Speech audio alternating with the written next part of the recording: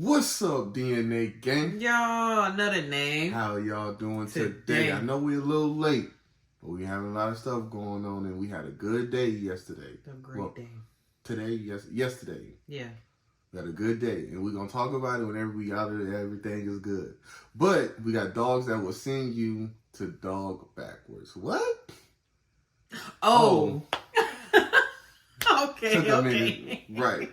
But hey, if you're ready. I'm ready. Y'all ready? I'm ready. Cue the intro. Yeah. Let me draw the boat. You know I wreck the shit. Get it by the boat. Watch a nigga make it flip. I ain't a little boat, but I just one night the boat. Alright, before we get into this, hit the subscribe button. And the notification bell so you don't miss another video. Go show Nate our real channel some love down in the description. Maybe the original link is down there too. Let's get right into it. I told myself and Nate I would never get a dog that can grow as big as me or bigger than me. I always told Dre, I've had big dogs growing up. I want a small dog now. So, hey. I mean, Duke is pretty small, though. Hey, I want something a little smaller than him. Match made in heaven, right? I don't want no dog bigger than me. She don't want a big dog like... We'll take the leash off and walk you. That's a fucking A lot of y'all bear. Absolutely not. Confident. I've said it before, but one way to see how a guy's mind works is to ask him, what's the biggest animal you could beat in a fight? And if you want to see how highly he thinks of himself, ask him, what's the biggest dog he could take down? Or if there's even one alive that he couldn't. TikTok has taught me a majority of y'all...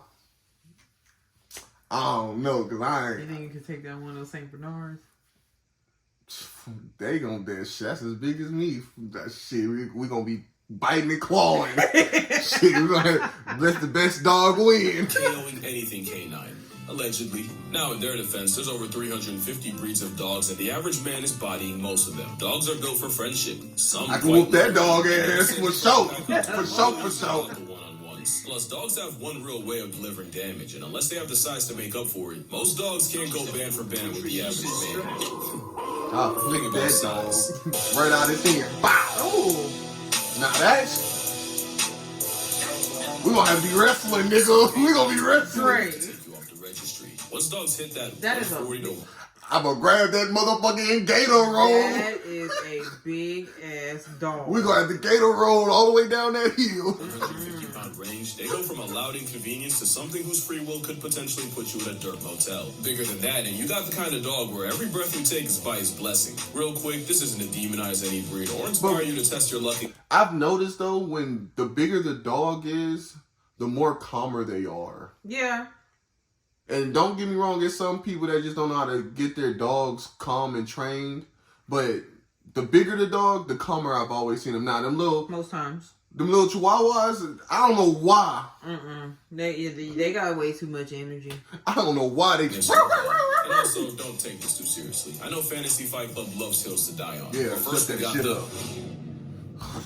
the Kangle Shepherd is a Turkish Fido flex bred as a livestock guardian dog against jackals, wolves, and bears. Males on average get from 110 to 150 pounds, but ask around. Someone will tell you about their 180-pound attitude adjustment. An important distinction is that these aren't herding dogs. Don't you jump on me! They're guarding dogs. The canine insurance policy pretty much are part of the herd, and any predators that flock around very quickly find out. Kangles will defend theirs in any situation. While the cellmate or Cerberus prefers intimidation, they'll catch a clean body if it gets there. The catch is, since Kangles are built to defend the defenseless, they're unironically really good with children. But with a temper more trigger-happy than the state of Texas, nothing steps to a member of a Kangle's herd without getting wrecked. Don't play with us.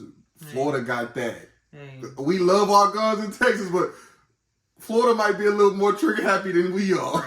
And an obituary. Apparently, some Kangles have snapped at their owners for getting too close to their own sheep. With Kangles having the strongest bite of any dog at an alleged 743 pounds per square inch, a snap from a helicopter in Corso hits much different. They're so protective, they even protect some of the predators they were hired against. In Namibia, ranchers and cheetahs share an area code. And in a world where a dead cow can set your entire family back, many cheetahs become chalk outlines in the name of asset protection. But having Kangles and Anatolians on on site, which as far as I understand are Americanized Kangles. The cheetahs get run off by canine conflict resolution before the rangers have to reach for a permanent solution. The Kangle option actually reduced cheetah trappings and killings by 80%, and in some places they're providing the same deterrent service to wolves. So all in all, they're still a good dog, just not for everyone. And not just because they need space, experience, and most importantly a purpose, they need discipline, because gentle parenting means Turkish Tank rips your arm out of the socket the first time he sees a squirrel.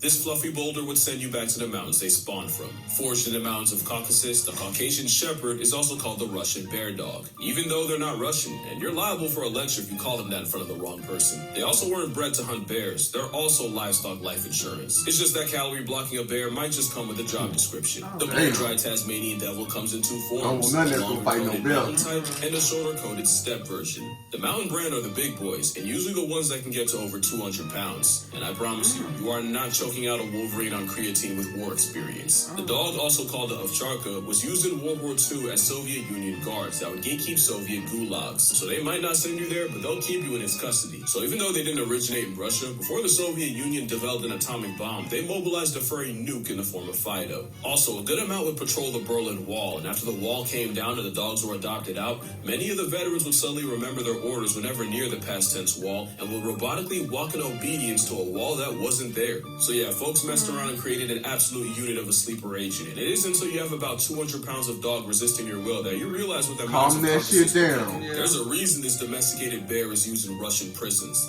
Imagine packs of ovcharkas roaming the city of Berlin at the expense of anyone unlucky enough to run into them. Well, you don't need imagination. For one of the dogs next, it's a reality.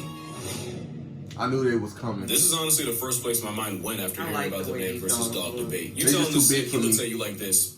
What is your next move? Diakujo decides to climb on your couch where he knows he's not allowed. What is your vehicle of retribution? I pray it's not a rolled up newspaper. He's gonna make you a small section of the next one. Latin is like a linguistic black light that tells the full story of a word. And when you shine it on Cane Corso, Canis is dog. And Corso, or cohors, refers to guard, specifically a military guard dog. Corsos, or actually Corsi, are kind of the guard dog, and they're descended from ancient Roman war dogs known as Canis pugnax. For Corsi, the Italian Mastiff would attack enemy lines in battle with buckets of flaming, scalding hot oil strapped to their backs. Fun fact, in my culture, Canis... I be wondering, where do all these dog breeds come from? Were they just here, or was people like mixing and matching, and then it was like, boom, that worked. New breed. Like, I don't know. I the name of a always spice wondered to put on that. dishes, and to me it's all good, but to someone who's never had it before or doesn't know how to handle it, it can be an overseasoned assault in a sense. Same story with the uber black of dogs. Handle them wrong and they're a one-way trip straight to Valhalla. And with many over 120 pounds, I do believe every conscious breath you take is with their consent. Again, they're guard dogs that protect their pack, and within it, they're docile family dogs that you can trust with the kids. But the same dog that can tear a wild boar in half like a phone book would absolutely turn you into coffin fodder in a fight. This might be the most underrated dog out here. First time I saw one, I genuinely thought it was a customized Cane. And while they look similar, at up to and often over 140 pounds, the Bressa Canario somehow tankier than the canine Italian stallion. Don't get it twisted, the Spanish Mastiff off the Canary Islands is 404 in most men. They just might have been brought over by Spanish conquistadors, and they were admired for their intelligence, toughness, and like a fitted sheet they won't fold.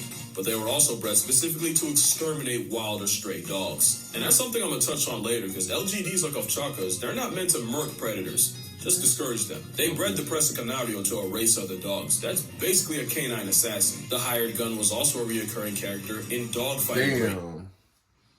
They got the...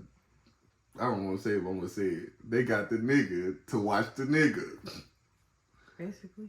Fuck, what the fuck? They even do dogs like damn. After it was criminalized. Because of this, the pride of the Canary Islands almost went extinct in the 60s. Luckily, a breed society, Club Español de Bressa Canario, was formed, and they came up with a breed standard. The standard was approved in '89, and the Bressa Canario was recognized as the official dog of the Canary Islands. The goal was to help the Bressa make a comeback, and today they're still going strong. They have a lifespan that can last over a decade, despite all the nerfs that come with being a big dog. Which means we're talking about the dog that has fought its own kind, its own biology, and literal extinction. Not the type I want to start problems with. Now let the record show that the muscle of canary is the equivalent of a canine wet wipe around family. But any burglars getting blacklisted from the census.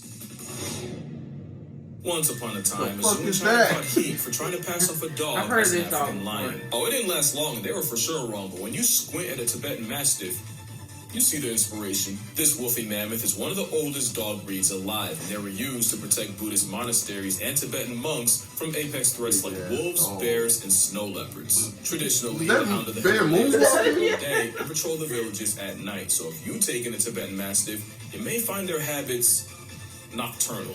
They're built different. I'm talking genetically sequenced abnormally. Back in the day, Tibetan Mastiffs were bred with Tibetan wolves because the dogs have a special protein that helps red blood So cells they carry was oxygen just 50% more mixing efficiently. shit This up. mutation does not appear in other dogs, but you do see it in the Tibetan subspecies of gray wolf, which is why the sentient hair salon pile can survive such a high altitude. It's not hard to see how a full-grown literal Clifford can send wolves running. And that's what I wanted to mention. These are guardian dogs, not attack So dogs. did they don't steal want a you baby dead wolf and raise it? necessarily. Just gone. They're You not right. out here looking for smoke, and if you have Cause one, I don't know how you gonna contain an adult wolf without tranquilizers and trying to get them Right. to breed with another dog. Right. Like, but you'll find that the most dangerous thing about them is the constant slaughtering can be a Right there. slip hazard. But there's a catch. The Tibetan Mastiff wasn't just insurance. They were a status symbol, especially in China. One named Big Splash sold for $1.5 million, so they can really move dog? physically and financially. The problem is, like all fads, the TM hype faded fast, and the outcome was more abandoned Mastiffs than anyone knew what to do with. Except the dogs. The Tibetan persuasion started forming feral packs where they've killed livestock, hunted native Borbull sheep, and even attacked ancient enemies like snow leopards, bears, well, shit, you and now selling even them for $1 humans. million. Now we've got thousands Without of feral people uber doing dogs roaming the Tibetan plateau, making life air-conditioned hell for snow leopards and putting paws and jaws in any people that happen to cross their paths. and I ain't gonna sit here and lie to you. I don't give a fuck what you do.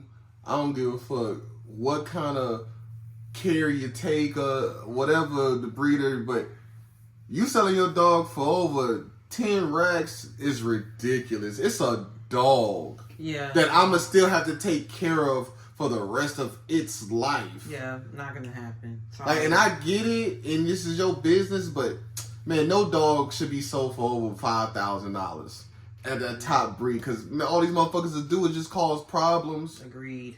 I'm sorry, and I'm a dog person. Shit. But it's cost us a pretty penny to take care of Duke. Right. And I'm like, bro, you spending, I don't give a how much money you got. It's a dog. It's an animal that's supposed to be wild. And y'all breeding them and giving them mutations, talking about, oh, this is that new shit, that mini. The fuck you mean mini? What a full size one at? Right. Selling the dog because the dog got a mutation, now the dog worth 10 more thousand? Get out of here with that shit. Y'all need to practice better business habits, bro. Because it don't take that much, bro. Talking about, oh, well, the vet and all this. Don't you got insurance on the dog that gives you 85% back of what you spend at the vet? Well, truthfully, if we would have thought like that too when we was getting Duke, we would have really thought about what they were Right. charging, because they charged us more for him because of the way he looks. And like I said, y'all, and the only reason I say that because our insurance give us back 85 to 90% of what we spend for the dog. Right. Thankfully, So we got some good insurance. So if y'all not paying that insurance and y'all coming out of pocket, that's y'all dumbass fault. For real, pay that insurance for your, Right. for your pets. It's basically what You happened gonna charge me $15,000 for a dog? in America, but I've never seen a pigeon little bro a wolf. I don't know what's with all the videos of Tibetan Mastiffs and wolves in the same place, but I have not seen one where the dog doesn't completely bully the, albeit smaller, Asian wolves. And speaking of wolves, at least the wild ones are afraid of humans. We genetically engineered a weapon of mass destruction. And it's completely our fault. Mastiffs in general are a canine flex. They'll have you mad stiff. As in rigor mortis, the bull mastiff looks like a sweetheart that could genuinely bench press your family. The Neapolitan Mastiff was literally built on honey Damn, badger his face principles. droopy. Ain't that the Loose skin, dog so that even when clamped, they can off of, always turn around and face their problems. Ain't that the But it dog- also what- makes them what look is like that a dog victimized from? pizza pie. Cheese sliding Is right it Tom and off. Jerry? But we can't forget the No. English Mastiff. The little white dog. I know what you're talking about, and I'm like, damn, what was... One of the few What is that dogs that dog? can successfully maul a wolf.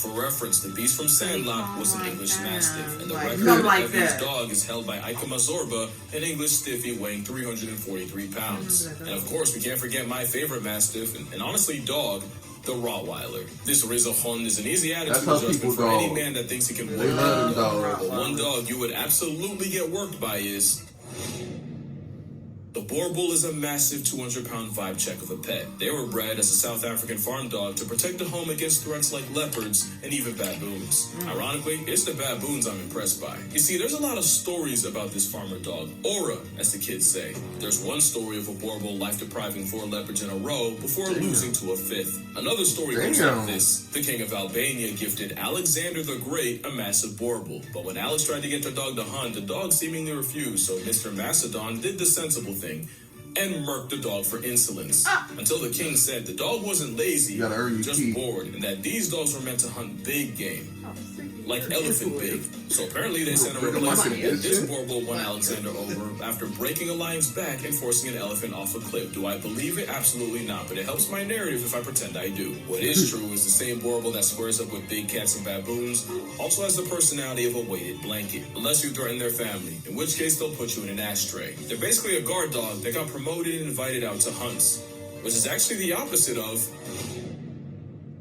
The Rhodesian Ridgeback might seem like a token pick, but hear me out. They're the inverse of Borbulls. They were so good at hunting, they eventually got promoted to guards. With a max weight of like 120 pounds, the Ridgeback is the lightest dog in this video. They get the nod because they were used to hunt lions, along with the usual suspects like wild pigs and baboons. Now I should probably explain, when I say hunt lions, I don't mean these dogs are out here giving Simba the belt to butt. There isn't a dog alive that can beat a lion. No dog exists that can 1v1 a bear. And pretty much all would get folded by a full-grown, all-American Northwestern wolf. By hunting, really the Rhodesian Ridgebacks would bay the lions. Not straight up attack them, but harass them, applying constant pressure until eventually the hunters showed up. The best way I can explain it is these wolves mobbing a black bear and basically escorting him away from their pups hidden in the grass. Rhodesians more so keep the lion in one place, which is arguably just as impressive. It takes a lot of intelligence to pin a predator 5 times your size, and yeah, Ridgebacks are creepily smart. Ask around, some will even say they're human.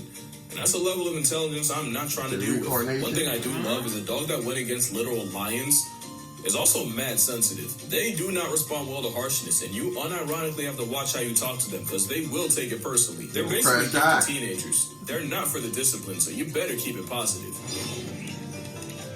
You know, I almost forgot to mention the Doggo Argentino.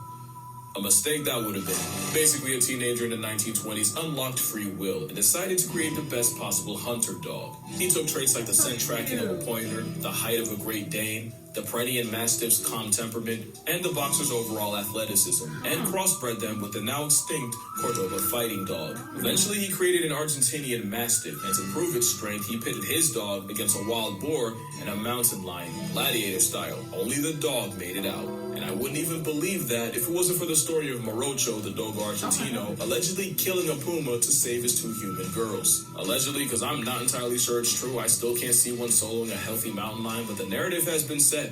So W Morocho. They might not be the biggest, but it's an explosive cannonball of a canine athlete that could overwhelm a grown man on the right day. They're tough enough to endure hours of trekking through rough terrain and still have enough juice to wrestle an animal 3 times its size. But if I ever saw this in an alley, my soul would auto-connect to the Wi-Fi in the sky. That's real back around. By now, you probably recognize the pattern. If a dog was bred as a livestock guardian in the mountains, it's likely the last dog you ever want issues with. And that is everything the Central Asian Shepherd dog is. The CAS, or Alibi, is another LGD spawning from Central Asia, and one of the few dogs that can honestly be confused with a polar bear. And while most of the dogs here are a matter of speculation and my personal bias, with the symbol of canine country strength often weighing over 200 pounds, a full-grown specimen motivated by malicious intent would dismantle an able-bodied man. And as one of the oldest dogs, humans didn't really do that much to breed them. They were honestly bred more by the harsh environment than anything. Just an overall unit of everything a dog can be, and likely the biggest dog most people have never heard of. Again, this isn't a demonize any breed in particular. I just figured the man versus dog thing gave me an excuse to talk about him, and I don't think I ever did make a dog video, so, you know, 2 birds, 1 stone and stuff. And if you're a man who thinks they can solo everything on this list,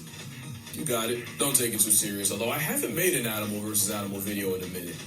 Now there's an idea. Reminder that I have a book rating animals by how likely they are to murk you, and dogs are on there. Their rating might just surprise you, but that's gonna do it. Drink water, hug your mother, always research the breed before you end up with a bear in your backseat. Acknowledge my shirt, please, and I'm gonna see y'all in the next one. Duke be tripping. That's why we had to stop letting him ride in the car. I seen that before. Duke almost choked himself out one day, like, cause he didn't want to just sit in the seat. Right, freaking out. And he gonna try to jump off the seat like he was jumping off the ledge. Y'all, he literally started choking himself. Hey. What's wrong with you. Hey, but we'll catch y'all on the next one, man. Peace out. We Out out. of boat, watch a nigga make it flip. I ain't a little boat, but I just one night the bitch.